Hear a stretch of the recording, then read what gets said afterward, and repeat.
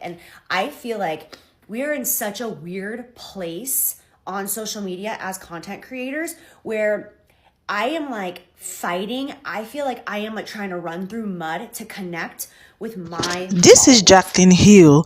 She's what we call an OG YouTuber.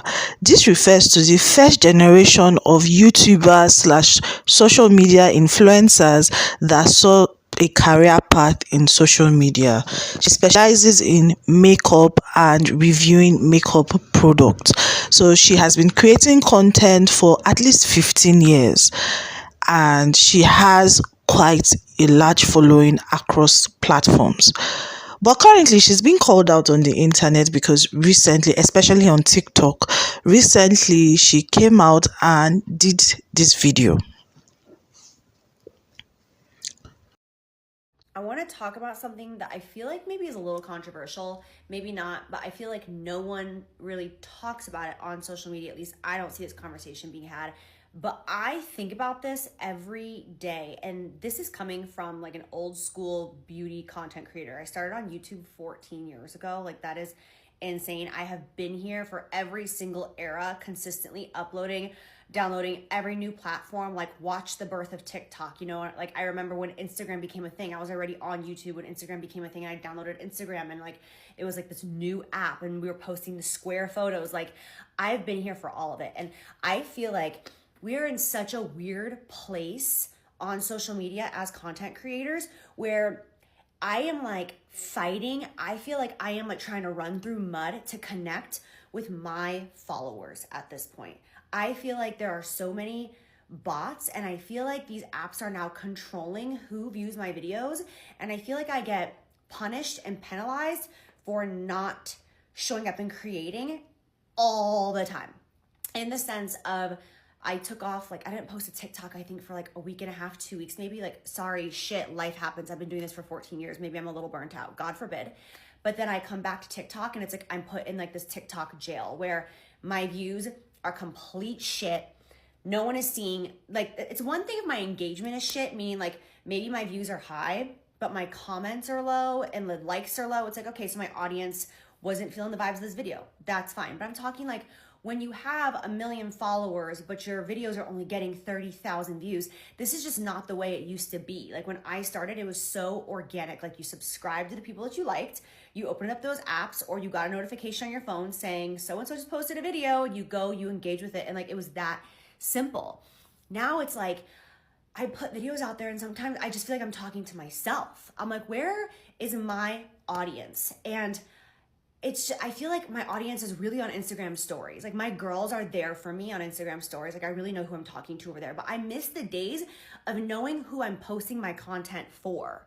And I'm just like, how do like these new creators grow at this point? Like, do the new creators out there, do you guys feel like you're connecting with an audience, or do you just feel like you're kind of throwing your videos out into cyberspace and like hoping that it's gonna stick? Like, I don't know. And like my comments, like I'll post a video and within 10 seconds, I'll get like 15 comments and they're all slightly the same. And I'm like, okay, so like these are like bot comments, like these aren't really my followers. Like, I don't care about that. I'm at the point in my life and in my career where like, I only want to post for my girls, like the ones that I've built this relationship and this trust with. But like, TikTok isn't even showing my stuff to those people. So I'm like, I don't know. It's like these apps control who sees our stuff, and like the audience that we worked hard to build isn't even ours. It's owned by these apps, and we just have to like hope and pray that after posting our content, these apps are going to choose to show our content to our audience who chose to follow us in the first place. I'm just so confused, and I don't see a lot of people having this conversation. This will probably put me in TikTok jail for like the next 6 months. So if you see me, hi, I love you and I miss you, and that's it. Basically, she's trying to talk about how certain platforms, especially TikTok, punishes you as a creator for not being consistent. And that's what she was talking about. But her followers, who have been following her for roughly 15 years, made it clear to her that, look, Jaclyn, we have problems that you come to talk about your problems on social media. We're thinking about our children, we're thinking about paying for social amenities. Excuse me, guys. We're thinking of so many things. Like, this cannot be our problem. And they've been bashing her non-stop. Please like this video. Welcome to Topisco TV. Let us talk about it. Now, different people have had different opinions and what they had to say about the whole thing. That was a simple, I usually get 1 million views. I went on a break, because if you know anything about creating content on social media, it can be very draining, and sometimes you just need to take breaks. Okay. And certain platforms would help you to, once you already have like an established audience that knows what your content is about, you just pick up from where you stopped. Okay, especially for those creators that have very large audiences. But for platforms like TikTok, it's like a hamster wheel. You have to consistently be feeding the hamster wheel, So when Jaclyn did that video, people felt like, oh, she's been entitled, she doesn't understand that there are poor people. And personally, it's something that I've observed amongst, like, when people have any type of success on social media. If you're not following me on Instagram, follow me on Instagram. I posted a video a couple of days back, and I was talking about the fact that if you want to grow on social media, there are certain paths to growing on social media. So you either do controversy, or you do what are those things I was saying? You do controversy, or you are what I call a trenches creator. So people have something to pity you. So a lot of times when creators are just starting on any platforms, they're usually starting from ground zero. But as you begin to build your audience and build your career path, there are different methods of monetizing your audience, and you begin to make money. And in the process of doing that, most creators evolve. A lot of creators evolve, because you don't expect a person to be the same person they were 10 years ago. They can't be the same person. They've evolved, they've changed, their economic situation has changed, So, but a lot of viewers, or a lot of people who are watching them, feel like if we've already categorized you in this way, then that's what it's going to be. Or if you choose to change your type of content, then don't expect anything from us. Because what people will do is that if you start out as a trenches creator, you just, even if you've grown past that point, okay, and you are living a big lifestyle or whatever, you don't bring it to your audience. You maintain that same persona on your page, or whatever platform it is that you are using, because people will switch up on you. And that's what exactly is happening to Jaclyn Hill. People would definitely switch up on you, because first of all, how were you able to break through the ranks? And not a lot of people realize how much effort it takes to create any type of content. They just feel like, oh, is it not just to show up on camera? No, it's not just to show up on camera, and it's not just to just talk. Okay, it goes with years and years of practice, knowing what works, knowing what the algorithm wants, knowing how to talk to your audience, and those type of things. So a lot of things goes behind the scenes. So let me break it down. So for instance, if you were to shoot a movie, you are going to have different components to shooting that movie. You would have the actors, you would have the script writers, you would have the lighting people, you're going to have makeup people, you're going to have sound people. Those are the ones that can just come top of my head. So you have different components to making that movie. Now, for content creators, influencers, and anybody in the digital space, you are doing all of that in one person. So let's say it's going to cost, I don't know how much they used to create movies these days.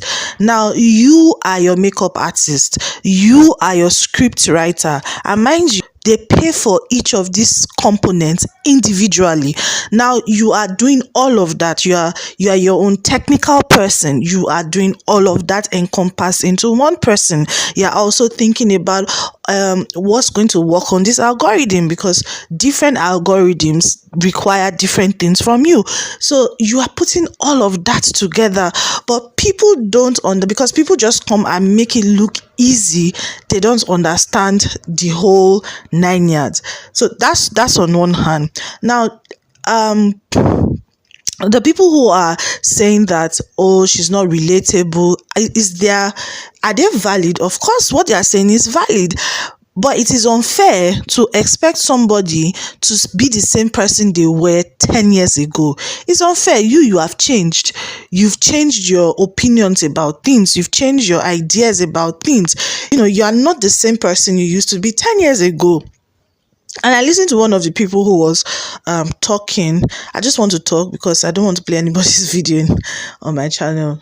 So I was listening to one woman who is like a marketing expert, and I agree with what she was saying. She was saying that a lot of times when creators grow, you need to introduce yourself to yourself as well as your audience. Okay, certain people will fall by the way because you are no longer relatable to them, which is fine. Is actually okay.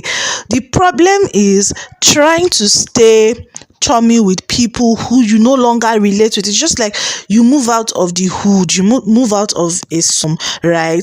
There's really no point going back there. What are you going back there to do? Are you going there to show them, or to, even if you are just being sentimental and you have sentimental reasons for going back to the slum where you used to be, the people there will not take it like that. They will look at it like, oh, so such and such is coming to flex us, they're coming to show off to us, and that's not even what is your intention. So it's the same thing with creators who have evolved beyond a certain point. You have to just accept the fact that you have to look for new audiences or people who would relate to you at that level, because I know of Jaclyn Hill, but I'm not really a makeup person like that. I just watch makeup tutorials to know the basics. So I'm not like I want to know every palette and all of that. But with this whole opera and everything, I was like, okay, let me watch her content. And I even followed her because it's like, oh, I like it. I like to see it. It's beautiful and all of that. There will be people who see you as aspirational. They may not be able to afford. I watch a lot of aspirational content. I'm not there. I don't have the type of money those people watch, but I will sit down and be watching it. Maybe one day when I get there, I will know how to behave myself. Do you understand? But there are some people who have this ideology that, oh, if you're not relatable, I don't even want to see it. It's going to make me feel less of myself. People have that type of mentality, and every day I'm just even like acknowledging that, look, you have to allow people be who they want to be. You choose who and where what you consume, and what your own preference is, and allow people to just be. Because when people talk that way, most times I'm always wondering, like, why would you feel less of yourself because you see somebody doing something online? And I've heard a lot of people saying that, oh, I uninstalled certain apps because I was getting intimidated by somebody's life. Some people, that's their lifestyle. Like, they're not trying to prove a point to you. It's their lifestyle. Do you understand? This is what it is. Just the same way you wake up in the morning and enter Okada to go to wherever you are, or for the Americans that I'm talking about, Jaclyn Hill, like, you have your own routine in whatever level you are. Some people, that's their current reality, and it is unfair to want to vilify them for having such realities. And if somebody is not relatable to you, like, scroll away. Do you understand? Anyway, I just wanted to bring you up speed to what is going on in the makeup community. Share your